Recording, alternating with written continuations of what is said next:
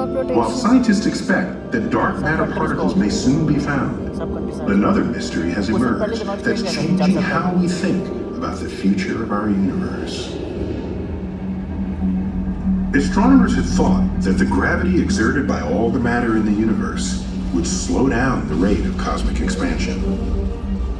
To check this prediction, teams of observers charted the distances and speeds of extremely remote galaxies by studying exploding stars called supernovas. As this time-lapse view of the Milky Way shows, stars explode fairly often, at a rate of about 2 per century in a galaxy like ours. So, if you observe enough galaxies, you can spot a new supernova every few nights.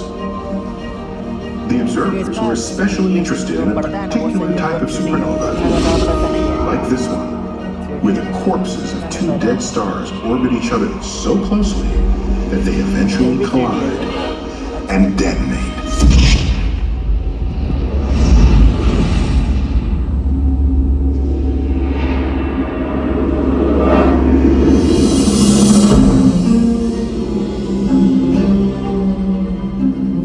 Such supernovas are very bright and consistent in brightness, providing scientists with an extraordinary tool for measuring cosmic distances across the universe and back through time.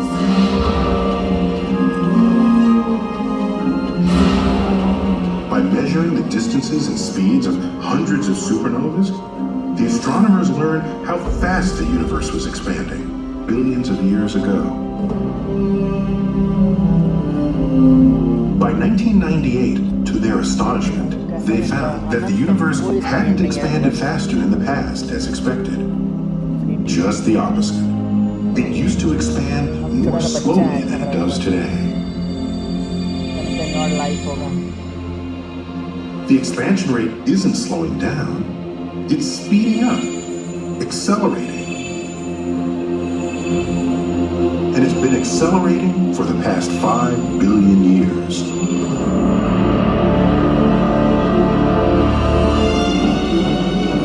The pressure causing the acceleration is called dark energy. But that's just a label. Nobody yet understands dark energy, though it appears to be powerful enough to shape the course of cosmic destiny.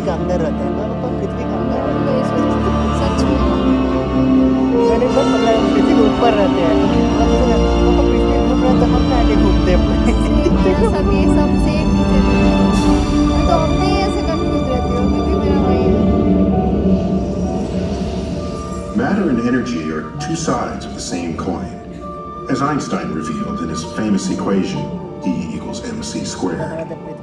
In those terms, dark energy weighs in at nearly 70% of the total stuff of the universe. Dark matter accounts for almost all the rest. Normal matter, all that we are, or all that we've ever seen or touched, amounts to less than 5% of the known universe.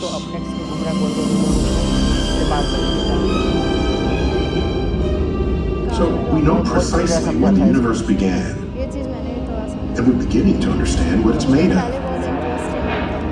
But how big is it?